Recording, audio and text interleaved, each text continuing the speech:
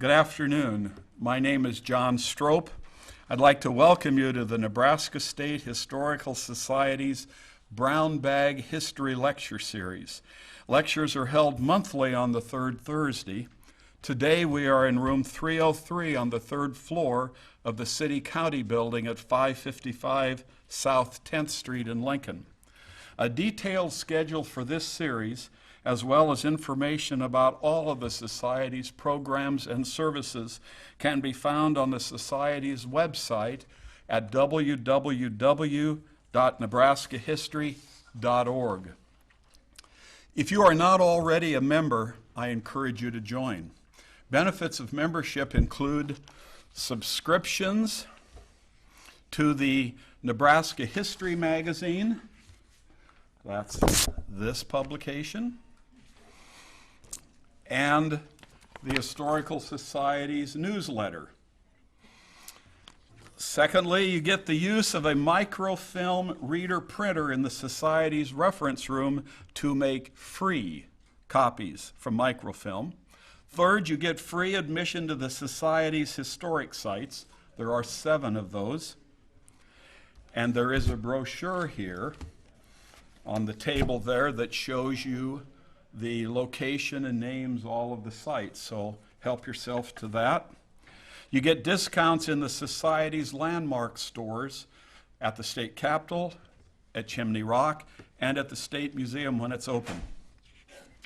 Before I introduce today's speaker, I want to thank the Nebraska State Historical Society Foundation for the financial support which allows us to tape and broadcast these programs on public access television and on your YouTube webpage and on the Society's YouTube webpage.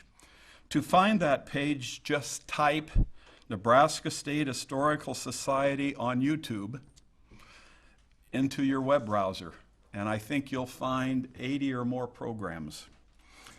Today, our speaker is Rob Bozell.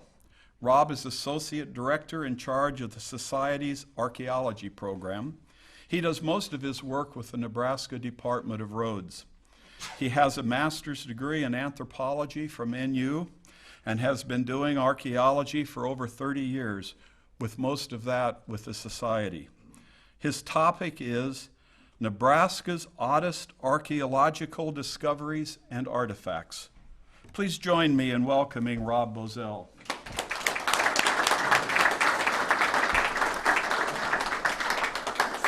Thank you, John, and I changed the title from oddest to weirdest because I didn't think oddest really said enough. This is really about weird stuff. And thank you also, Leslie. This not only is it a brown bag lecture, but it's part of Archaeology Month. This is the second year that we've done Nebraska Archaeology Month. We did it last year in September. We're doing it this year in September, and I want to read a little bit about credits for that before I get started. Nebraska Archaeology Month is coordinated by the Nebraska Association of Professional Archaeologists and supported by the Nebraska State Historical Society, the National Park Service, the University of Nebraska, Lincoln, and the Nebraska Archaeological Society. Funding for this year's event is also provided by Humanities Nebraska and Nebraska Cultural Endowment, the Nebraska State Historical Society Foundation. They're everywhere. And for more information, a full listing of events for Archaeology Month, you can go to this website here. It's Nebraska Archaeology with a whole bunch of A's in it, too many A's. And it'll tell you about events around the state, lectures, some exhibits. We're going to, like Leslie mentioned, we're going to have a volunteer dig at engineer cantonment next weekend. So go to that website, a lot going on. And also, before I get started, there's a couple things I want to hand out. We have some audience reaction forms. So this is your opportunity to say this was a really waste of a good hour listening to this guy drone on. So I'll pass these around. You can fill them out now, or you can fill them out when you're done, and just leave them with me. I won't read them. I won't be offended. So you can say as much snarky stuff as you want. It's fine. There's also some little handouts we have, and I don't have that many of them, but feel free to take them. It's just about Archaeology Month, and it's about some of the more common questions that we get about archaeology, Nebraska archaeology, what's going on, where do you find stuff. So there's some of these, but this is also, I think, probably reproduced on our website, is it not, Courtney? So Feel free to grab one of these. We also have stickers. I'm going to put one on right now. They say, archaeologists don't dig dinosaurs, which is true. Most people think that archaeology and paleontology are kind of the same thing. They're different things, and I'll talk a little bit more about it. But feel free to get a sticker, too. We have about 5,000 of them, so feel free to take as many as you want. No, we don't really have that many, but take as many as you want. Okay, let me get started here. And as John said, feel free. We'll have 10 or 15 minutes at the end to ask questions, but if you just can't contain yourself, if you're one of those kids in class that were up there in the front like that, you could feel free to ask, and I'll let you ask a question at any time you want. In many respects, this talk is an homage to our dear departed friend and colleague, John Carter, who many of you maybe knew John or know of John, who passed away recently. And at John's memorial service, one of his friends, and I think it was Roger Broom, but I'm not quite sure, said, John always said something like, and I'm paraphrasing, "Don't let the truth get in the way of a good story."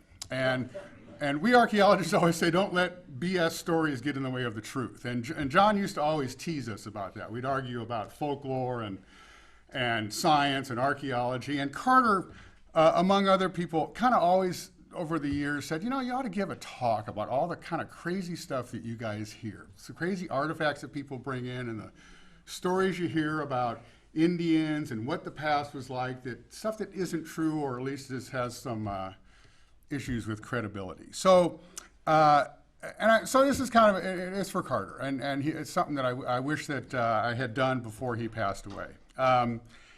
This is a kind of lighthearted look at this stuff, lighthearted and whimsical. It's supposed to be fun. Don't, if I explode somebody's myths, don't be offended. It's just for fun. And for any of you archaeologists out there who think you're going to learn something new, you're not. This is all just fun stuff. Let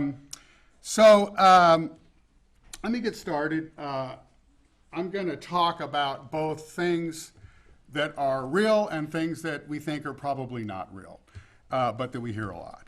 And the society has recorded, and not just the society, but archaeologists in Nebraska have recorded about 10,000 archaeological sites throughout the state. There's many, many thousands more that haven't been found. But so there's a lot of sites. We have many hundreds of thousands of artifacts. I don't know how many. The university has artifacts. The National Park Service has artifacts. So there's a lot of data that kind of tell the story of archaeology in the past in Nebraska to draw from. And so a few of the things I want to do is kind of answer some of those questions that we get a lot. And one of the questions we get a lot, and I hope I'm pushing the right button. I'm obviously not pushing the right button. Arrow up and arrow down. I'll just keep pushing buttons until something happens. There, something happened. The oldest things that we find in Nebraska are probably 12 or 13,000 years old. They're Clovis points, which a lot of you may have heard of Clovis culture. We don't have any Clovis sites that I know of that have been found in Nebraska. They're out there. We just haven't found them yet. But we do have Clovis points. So probably the oldest items that we can definitely say from Nebraska are 12 or 13,000 years old. However, as a lot of you may have heard, there's all kinds of new ideas and theories. A lot of them have a lot of credibility that people were probably here earlier. There's theories about people coming across probably from Asia, which is where we think all the Native American folks came from. Earlier on, there's some theories about people coming across the Atlantic. There are sites in South America that are 13,000, 14,000 years old. So it's real. We just haven't found, we don't really know exactly how long people have been here, but I think most archaeologists now, and really in the last 10 years, are starting to agree they're probably here earlier. How's Nebraska involved? Not much so far. There are a couple of sites in southwestish Nebraska, northern Kansas, that some archaeologists, a guy named Steve Holland in particular, who used to work for us, feel are about 18,000 years old. In fact, they are 18,000 years old. And they're mammoth skeletons that Steve and others feel have been, that the mammoth bones have been broken up by humans, that there's no way that these fracture patterns could be anything other than by humans. The jury's still out on that. This is actually a picture of it. Don't try to figure it out, but this is a broken mammoth bone that Steve and some of these folks feel could only be done by humans. I think this is exciting. It's exciting that at least Nebraska is kind of on that radar screen of trying to figure out when people first came to the Great Plains, and the jury's still out on that. So we'll keep you posted. Lots of brown bags on that topic. We can do that for a long time. Okay. People ask us a lot about long-distance trade. You ever get any trade goods? And you bet we do. We absolutely do get a lot of trade goods. And a lot of them are pretty old, 2,000, 3,000, 4,000 years old. These are seashells, conch shells. We have shells that have been identified by shell specialists from the Gulf of Mexico, from the Pacific Ocean, from the Atlantic. And they're found in good context, meaning found by archaeologists in a place that they know were buried there. They're not something that somebody traded in, not that somebody bought at a store or something. They were actually found in an archaeological site. So we get these trade items, which are mostly shell. The other things we get from Nebraska are obsidian from Yellowstone, obsidian from New Mexico, Idaho, come in on stone tools. We also get copper and mica from the Great Lakes. So there are items found in Nebraska. They're not common. They're pretty rare that are from long distance trade.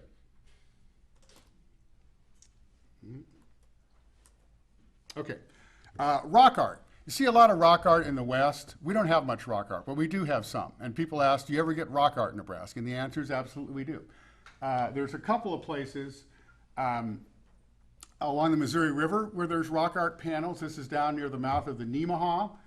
We don't know how old this is, but there's no horses or guns or anything modern. There's fish, there's human figures, there's kind of geometric designs. So these are probably before European contact. But it's a really nice panel. Luckily for this one, it's really remote and it's very hard to get to, unlike Indian Cave State Park, which is very easy to get to, and that's why almost all of that is modern graffiti. I don't know if you can still see any of the original rock art at Indian Cave. I think there may be a couple of things, but I'm not sure. A couple other places. Up north, on the Omaha Indian Reservation, there's some rock art panels. This is a guy named Tony Provost, who also passed away a few years ago, who was the Omaha Tribal Historic Preservation Officer, who went with us and showed us, based on some oral history of the tribe, where there was these presumed rock art panels, and also, luckily, in a very remote location, a place called Blackbird Canyon. There's this thing, which is let me show you this next one, which I think is a depiction of the same. Really got to bang that thing. The up and down arrow. Okay. These are actually drawings that Omaha tribal member gave us of some of those rock art panels. But you see there's horses. So they're probably Omaha, maybe Winnebago, but we think probably Omaha from sometime after the 1750s. There's dancers. There's this figure which appears a lot, and there's a kind of a Midwestern mythical water monster, and I don't know the name. Different tribes had different names for it, and some of it it's like a large fish, or sometimes it's sort of a combination between a fish and a deer, which is clearly what's going on here. So yes, there is some rock art. There's also rock art on boulders. And there's not very many, but there's these big glacial boulders which were washed down here long before humans came. And sometimes native folks would actually carve stuff on the top of these boulders. This is called University Boulder, and it used to be, and may still be, in front of Moore Hall. Is it still there, Peter? For years it was. It was out there by the Mammoth. And it was found in Cedar County in the 1860s originally, and I think brought to Lincoln in the 1890s. But if you look at it, it's got all kinds of these turkey tracks, geometric designs. Again, no post-contact images like horses. So again, we think it's prehistoric. It's pretty old. Out west, there's not very much. This is a panel of rock art on the south face of Courthouse Rock. That's what it is, Courthouse Rock. We don't know how, these are also very difficult to get to, which is good. That's good. So they're really not being vandalized. They're being weathered, but they're not being vandalized. Don't know how old these are, but I think that I mean, no one's really done a study of Nebraska rock art. It'd be a neat a study to do, to look at other people who've done rock art and try to figure out what some of these motifs and these images are in terms of maybe what tribe or what date they are. So it's interesting. There is a little bit of rock art in Nebraska. My personal favorite is the Spanish Cross out in Sheridan County, Nebraska. This is real. Not sure what it is, but it is real. It is in relief a cross. It's about this high. It's way up in a canyon up in the kind of rough butte country of Sheridan County. And next to it's a panel, and what that says is Celedonio Garcia. That's a guy's name. We have no idea what the origin of this is, other than it's been around for a while. It's not something modern. I think it was first discovered in the late 1800s, although I'm not sure of that. And it's been called the Spanish Cross, and of course, and we're going to get into lore and stories here in a bit. The local lore is that it's from Spanish conquistadors. I think it's more likely should be called the Mexican Cross, probably. There's Mexican cowboys out there. There's early Hispanic populations that were living out there, working on ranches. We don't really know. The only clue, and it's just a letter I found in our file from the 1960s, that somebody asked a Spanish linguist about the spelling of Celedonio with a C.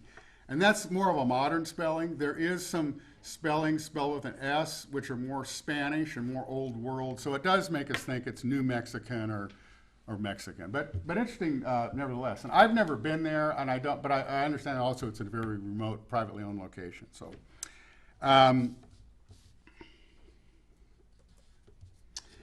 There are a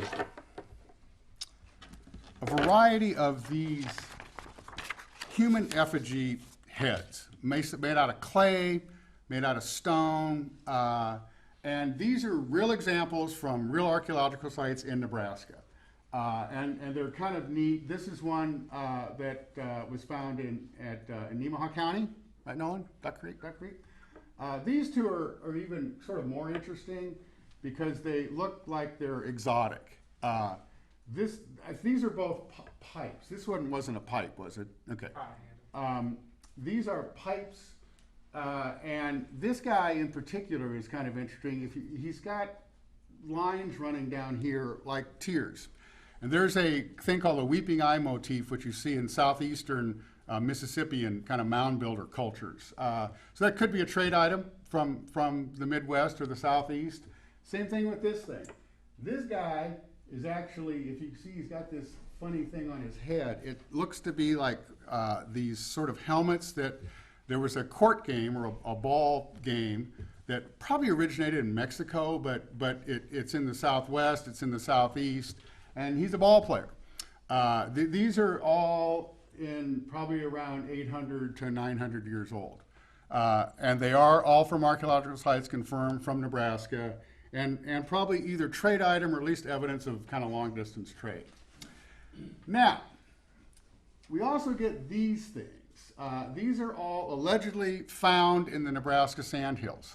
Okay, they're small, flat, clay and stone, human heads, which somebody apparently found in the Sandhills.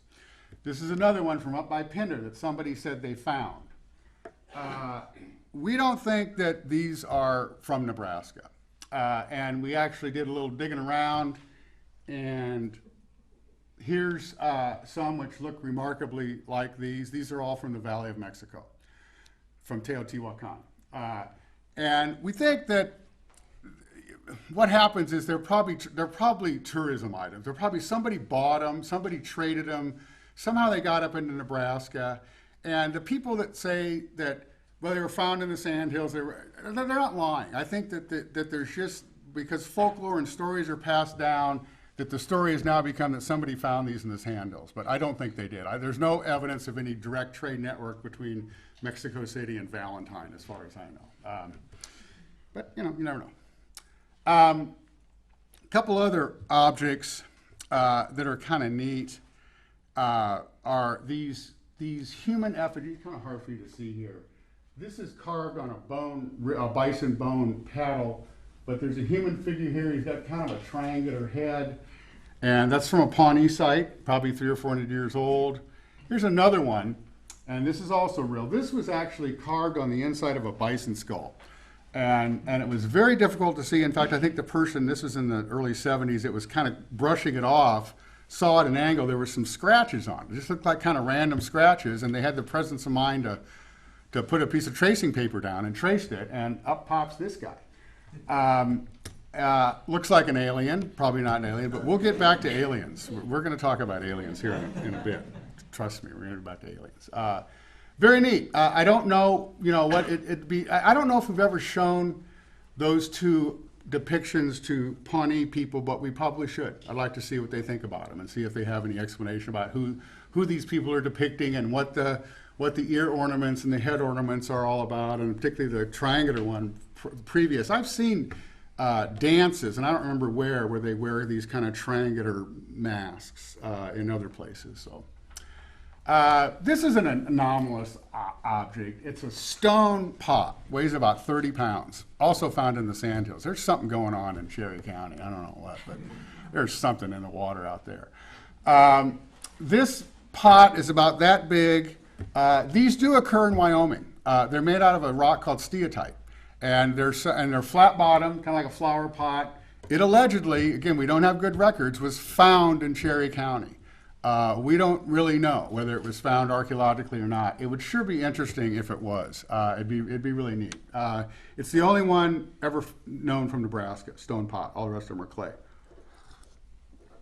Okay.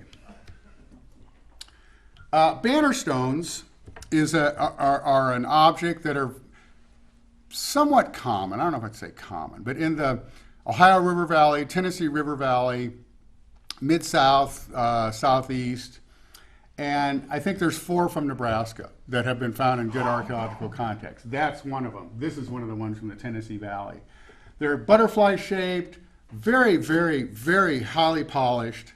They have a hole in the middle of them, and there's a lot of debate about what they're for. People kind of think that they're atlatl weights. An atlatl is a spear thrower, and if you put this thing on the spear handle and slide it up and down, you can adjust the velocity, which may be true. Actually, people that throw these things said that they have messed around with these weights. But they're so fancily made, a lot of people think they've got some kind of ceremonial or mortuary or ritualistic relationship to them. So as far as I know, there's 4 in Nebraska, and they're actually from archaeological sites. Spanish pottery. There's lots of, people love to think about conquistadors and Spanish chainmail and all this Spanish stuff.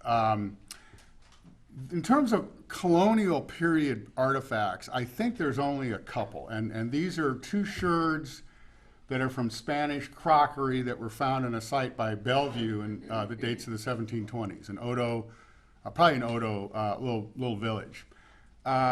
How they got there, we don't know. There's no Spaniards living in and around Nebraska in the 1720s. The only time there were Spaniards that we know of at this time was the Villaseor Massacre, which happened when a group of Spaniards came up in 1720, and were massacred by some Pawnees and Odos, and that site's an Odo site near modern-day Columbus, where the Loup River flows into the Platte. Whether these are from the Villaseor Massacre, we'll never know. But they are interesting, and they are the earliest, I think, the earliest well-documented Spanish artifacts from Nebraska. Rarely you'll find much older objects in more recent sites, and I think they're kind of interesting because it shows that people have always been collecting stuff. These are both objects which were found in about an 800-year-old site, but they're much older. This is a Folsom point, and this is what's called a corner tang knife. That's 10 or 11,000 years old, and this is probably at least a couple thousand years old. These are more common from Texas and the Southern Plains. They were found in earth lodge villages, down in pits, stored with other stuff, like pots and other stone tools and other kind of keepsakes, and they're clearly stuff that people picked up as exotic to them, and kept. So I think it's kind of neat that not only are we collectors, but people in the past were also obviously collectors. Fish in the sandhills. We worked on a site about 20 years ago, and it's way out in the middle of the sandhills, on a lake, miles from any river, and a very remote location. But it had lots and lots of fish bone that were coming out of these trash pits. And we were water screening out of the lake, and we had a screen over the intake nozzle so they weren't like dead fish that were coming in the water from the lake. They were archaeological. They were coming out of these refuse pits where people were throwing bison bone and broken pots and broken tools. And we had mentioned that. There's some fish bone up here. And there were several thousand fish bones, hundreds of fish, bullheads and bluegills and sunfish and all kinds of stuff. And we talked to the game commission, mentioned to some game commission fella, and he said, "Oh, that can't be. That can't be, because we stocked the sandhills, in the modern times. There was never any fish in there until the game commission came and stocked it." Actually, talked to another game commission guy, a biologist, and I had never heard this, but I found it really interesting. But apparently, there are fish in the Sandhills lakes from a long time ago, and they got up there allegedly as when migratory birds on the Platte River and Loup River are going back and forth, they inadvertently pick up fish eggs on their wings, and as they're flying, they inadvertently drop off into Sandhills lakes, and they populate these Sandhill lakes. So that was something that these are probably the oldest fish ever from Sandhills Lake. So there was a vibrant fish population in there, and people that were living out there, Native Americans, were hunting buffalo, and they were also fishing. And we have fishing-related artifacts. These are bone. They're about that big. They're fish hooks. They're carved out of mammal bone, and they're used for fishing. We've also got these things, and I think these are from Sarpy County, but I'm not sure, and there's only 4 or 5 of them in the state. They're carved out of mussel shells. They're about that big. They clearly depict fish. People think they may be ornamental, but somebody also has the idea, and they may be right, that they're fish lures. And if you've tied a string on one of those, you pulled it through the water, it would go like this, like a metal fish lure. The curators won't let me tie a thing on it and drag it through the water, but it'd be interesting to do an experimental study. So fishing people think, I guess, that, Plains Native Americans just hunted buffalo and didn't hunt anything else. They hunted a lot of stuff. When we take dirt from these 1,000-year-old Native American villages and sift it through real fine screen, you find hundreds and hundreds of bird bones, small mammals, raccoons, squirrels, marmots, weasels, and a lot of fish bone. So they had actually a much broader diet than just what we think of as buffalo hunters. They certainly hunt a lot of buffalo, but they did a lot of other stuff too. Here's an object. Here's where we're going to start getting into the weird stuff. That's obviously carved. Here is what looks like a face. Here's what looks like an eyeball. Here's some rocks with holes in them with other rocks that fit perfectly into them. Here's some family of weird rocks, including some chubby guy with a belly button. And, I don't know, a family of Stay Puft Marshmallow Man or Michelin Man or something. All of these are things that have been brought to us over the years saying, this is obviously an artifact. What is it? Don't tell me it's not an artifact. Tell me what it is. They are all, I hate to be a myth buster here, they're all natural objects. There's these things called geodes, concretions, and nodules that are geologic objects that form in nature. I'm not a geologist. I can't tell you exactly how they form, but trust me. There is all kinds of weird stuff. I mean, they bring it as like this. Yeah, it looks like a face. But they're not. They're through some kind of sedimentary process that creates all these sort of weird shapes. People are really disappointed when you tell them it's a geode. It can't be. It can't be. We also get people that bring in a lot of objects that just fits in their hand well, and it's kind of sharp. So therefore, it must be something. A lot of times it's the left hand. I don't know. It must have been a lot of left-handed Native Americans in Nebraska, but they'll say, well, it just fits right in your hand, and it's got a sharp edge. It's got to be something. It's a rock that just kind of looks that way. And anyway, we get a lot of that, which are just, rocks can be really funny looking. There was a guy one time that, I think there's several of these people that say that there's these objects called princess plates. And they are, the story behind the princess plates is that if a young Indian fellow, had designs on a young princess, he would pay, like a dowry, her father, the chief, these plates to get her hand in marriage. That's the story. They're not. What they are, they're one of the more common and a really neat artifact from Nebraska. They're buffalo shoulder blades, and they are used for hoeing and hoeing gardens, digging holes. Some of them are made for cutting, and sometimes you find big caches of them where people are just storing these things. But they're a utilitarian tool, and they're actually one of the more common bone tools that you find in Great Plains Native American village sites. When I was working on this talk the last few weeks, and you Google stuff, it's amazing when you Google something what comes up. And I thought, I wonder if anyone's ever heard about this princess plate story. If there's any, if other states have this story about these things being princess plates. So I Googled princess plates, and that's all I came up with. Princess plates. I don't know what I would expect to come up with, but that's what you come up with. Okay. If you're out hunting and you don't want to kill your animal, your buffalo or your deer, you just want to stun it, like this guy's been stunned. You don't use an arrowhead, you use what people call stunners. And there are folks that believe that these objects, which are real archaeological objects, were used for that very purpose, to stun deer and buffalo. I'm not sure why you'd want one unless you wanted to make it as a pet. That's not what they are.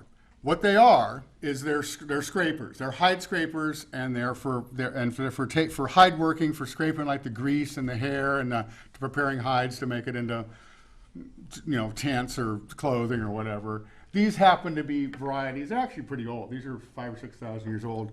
That they're not, because they're hafted on like a bone or a wood handle to make it easier to have. So, as far as I know, there's not a tool that Indians used to stun animals.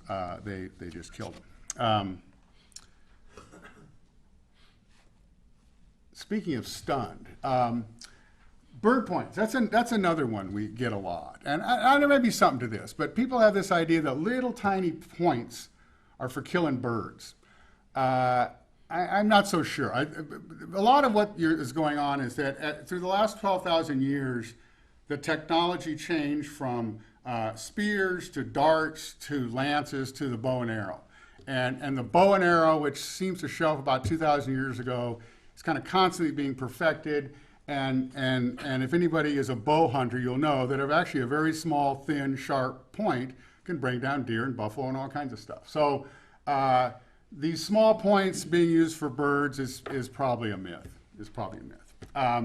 Sometimes you get really tiny ones, I don't know. They could be for birds. I think they could just be children's toys. I mean, sometimes little pots, little miniature pots, little arrow points. Someone may just say, I'm going to see how small an arrowhead I can make. So the jury's still kind of out on bird points. Tomahawks or axes. These two, with a big notch around them, and this one without a notch, are fairly common types of axes that are anywhere from several thousand years old to several hundred years old in the plains.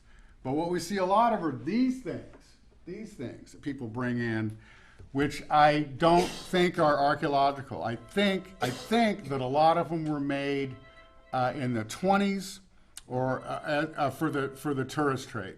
People would, particularly when they're going out to South Dakota and this kind of the great age of motoring west, there was a lot of demand for Indian curios and artifacts, and so people were making these by the hundreds, if not thousands. In fact, some of them might have been made in the East, some might have been made in Europe. I don't know, but they're not archaeological artifacts. Okay.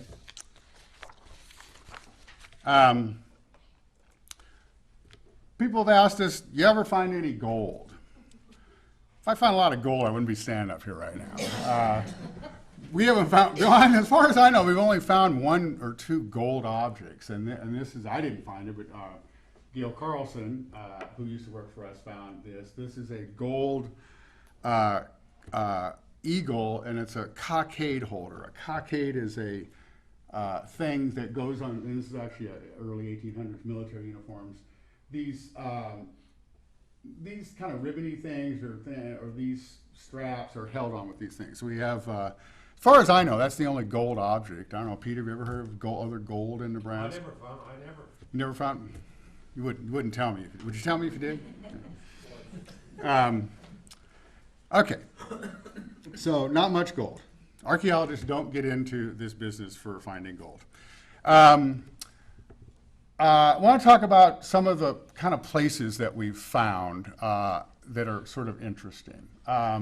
Since this is a Lincoln talk, I think that one of the, I think the most spectacular site in Lincoln is the Lincoln Pottery Works, which we worked on with Peter Bleed at the University of Nebraska in the late 80s. It was actually because of the building of what was then called the K&L Street Connector, which I think is Rosa Parks Way. Is that what it's called now? So it's right over there, 7th and G or something like that. It's underneath the viaduct.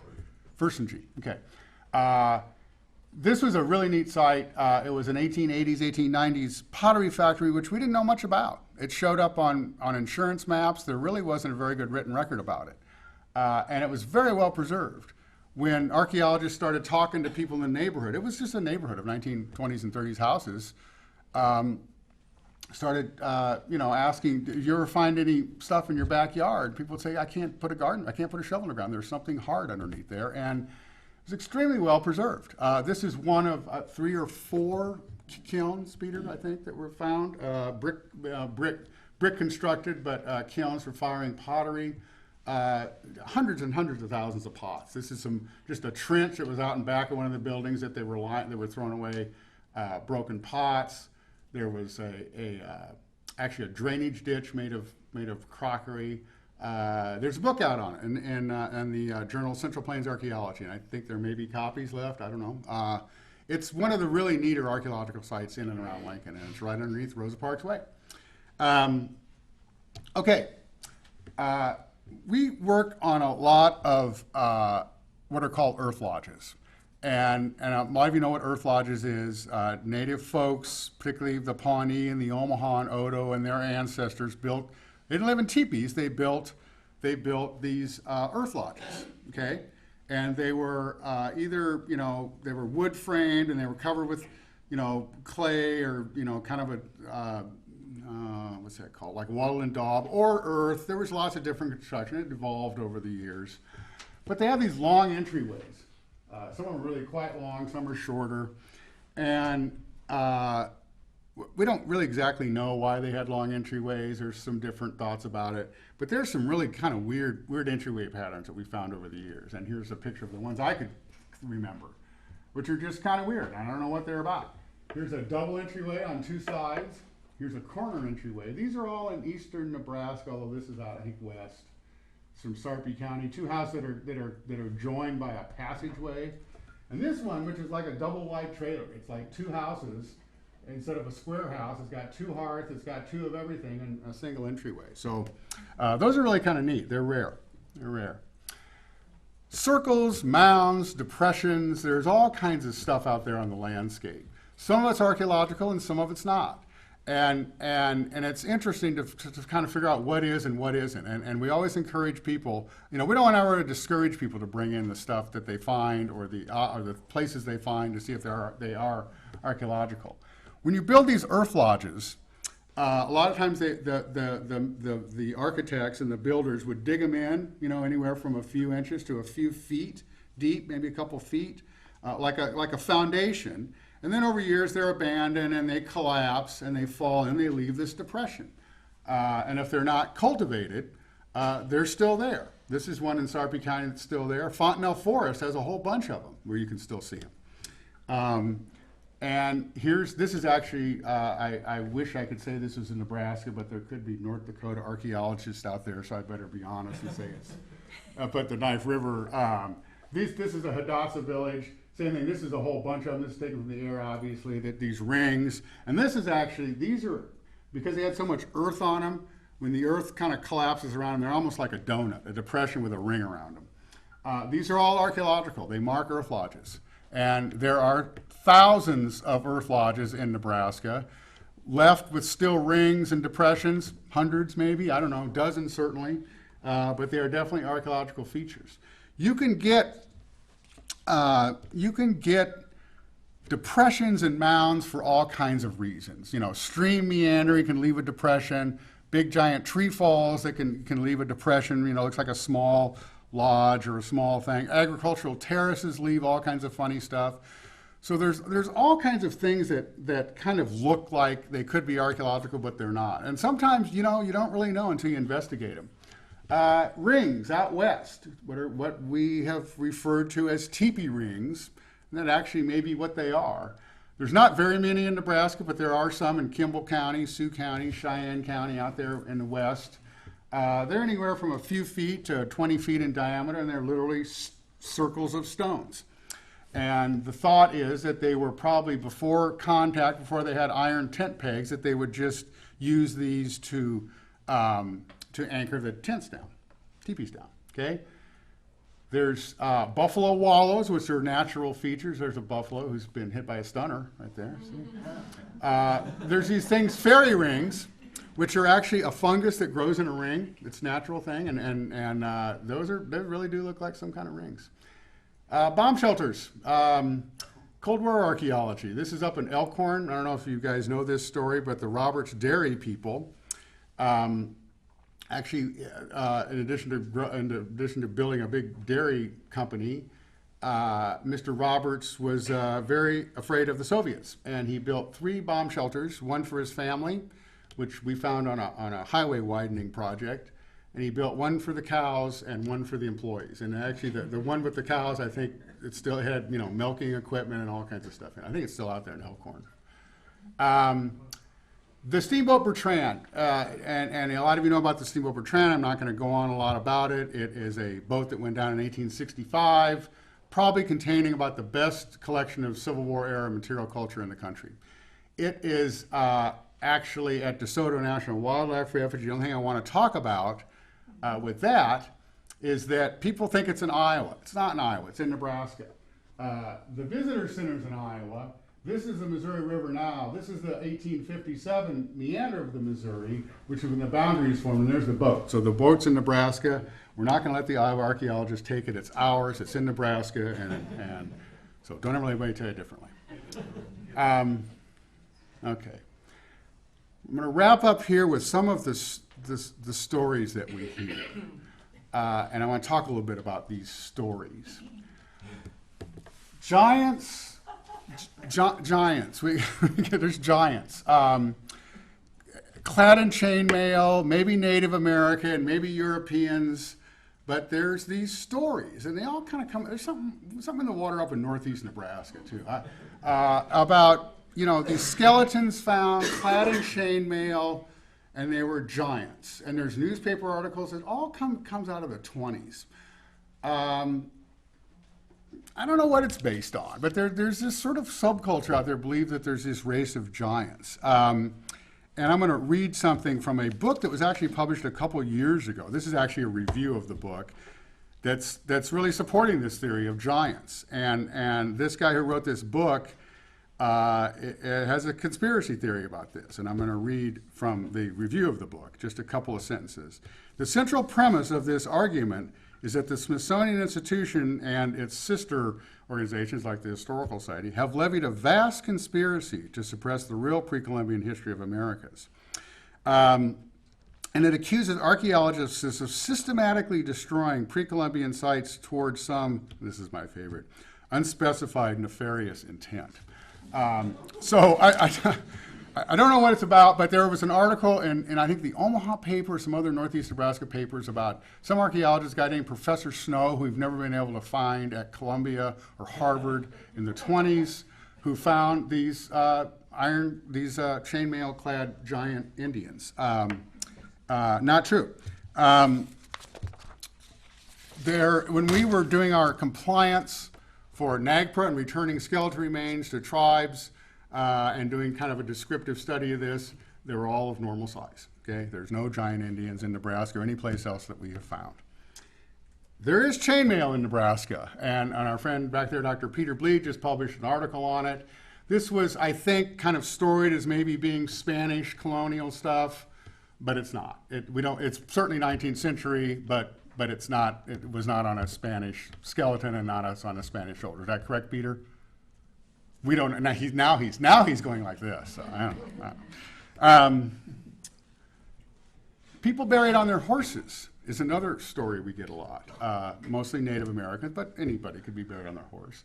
This is not a burial. This is just a trash pit that's got a horse skull in it. It's got a lot of other animal bone, just food refuse. This is an interesting story that has been bouncing around for a while. There was one time I went to an archaeological site and talked to the landowner, and he was an older guy who was actually a kid in the 30s when they dug there. This was 25, 30 years ago, and he said, and right there is where the university found the Indian buried on their horse. And went back and I checked the records and looked at and there's actually a report on it, and there's field forms, and there's all kinds of field documentation, and he was absolutely right about a burial being at that exact location, but there was nothing about anybody buried on their horse. What we think a lot of this comes from one account by Chief Blackbird, who was an Omaha chief who died, I don't remember, sometime around 1800. And George Catlin and Lewis and Clark and the Long Party had heard this story, probably promulgated by fur traders, that Blackbird was buried on his horse. But he wasn't. And in fact, there was a testimony of a woman named Madeline Wolfe, who was a little girl there in the 1920s. She was a granddaughter of Blackbird who was there. And she said, no, he was not buried on his horse. But you get this story. You get these stories, and then they kind of permeate. And I think people hear these stories, and they start taking the story as their own story. There are people buried on objects, though. Not in Nebraska. There's guys buried in their car. There's a Hell's Angel in San Francisco who was buried on his bike. There's a guy in Ohio who was recently buried on his motorcycle. But none of that in Nebraska, as far as I know. People also equate lots of arrowheads with there should be a battle. Archaeological sites are places where people live for a long time. There's an accumulation of all kinds of objects. And a lot of times people just pick up arrowheads. They don't pick up a lot of the other stuff. So they say, well, I found 1,000 arrowheads or hundreds of arrowheads on this hill. There must have been a battle. In fact, most of them are not battles. They're just where people lived. And maybe people lived for a long time. But these stories kind of start, and they're hard to, to sort of say, well, we don't really have any evidence of it. Grave witching. Again, remember, this is lighthearted and whimsical, so I hope nobody gets offended. We hear a lot about people discovering graves and boats and other stuff based on witching, taking sticks and they cross when there's something underneath it. Starts with plumbers. And water witching is where it started. I don't know when it went from water witching to graves and boats and stuff, but it has. Dowsing, I'm going to read a couple things. This is off the internet too, so don't believe it necessarily. Dowsing, also known as rhabdomancy or doodlebugging, never heard of that, is an old practice of finding water minerals with a dowsing rod. The mechanism behind the detection is believed to depend on energy fields hitherto unknown to science. There was a kind of a big resurgence of this in the 20s, and it came with things like palm reading and crystal balls and fortune telling and a general interest in the paranormal. Physicists and scientists have done blind studies, and there's really no evidence that what people find is just not beyond the normal statistical variation. So anyway, we don't do grave witching. Couple of last objects that I want to show you, and then we can answer some questions if we have a couple minutes here. I don't remember where this, I don't think we own it, but somebody sent this to us. And we used to have this thing where we would post, I think on the internet or an article, weird objects. Nolan, I don't know if you were around when this was here.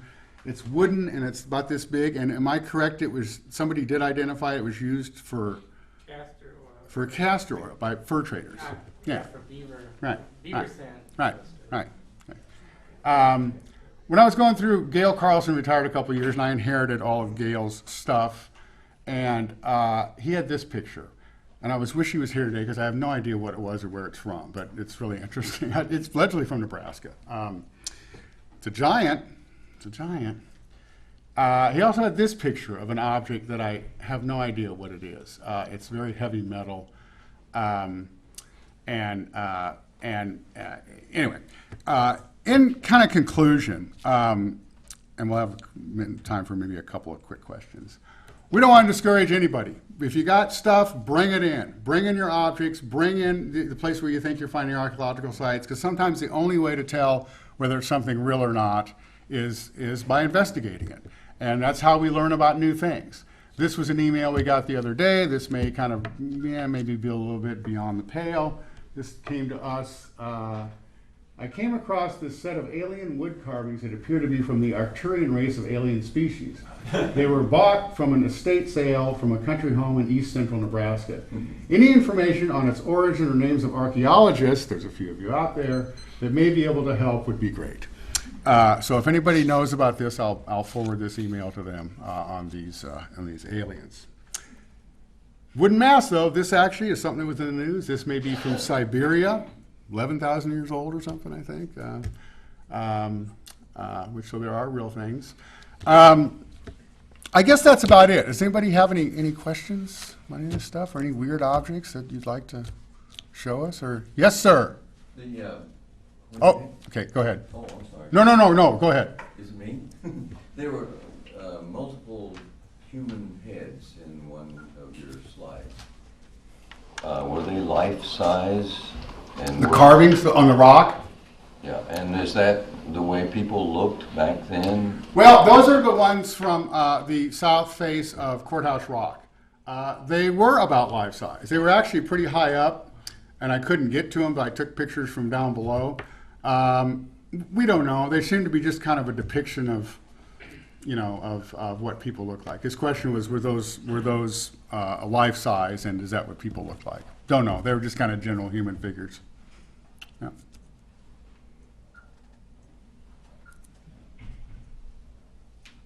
Anybody else? Do you want to talk a little bit about the September event, the long? Engineer Cantonment? Yeah. Yes. Next weekend, not this weekend, next weekend, the 26th and 27th, right? Mm-hmm. We're having a volunteer dig up at Engineer Cantonment, which was the 1819, 1820 winter camp of the Stephen Long expedition, and it's sponsored by the foundation. And if you're interested in participating or coming out or visiting, What have you found there? well, what we found there is actually How did you find it? we found it using a painting that one of the expedition members, Titian Peel, made of the bluffs and his cabins, and we used that painting to find this place. And we looked at the topography, or tried to find the topography that matched it perfectly, and we did. So that's how we found the site. And the foundations and the fireplaces of the cabins they built are all very well preserved under the ground, filled with sort of early post-colonial artifacts and animal bone and all kinds of stuff. So that's where we're working. And if you want to come out, contact Leslie or I, right? Mm-hmm. Right? Okay. All right. That's all I got. Thanks.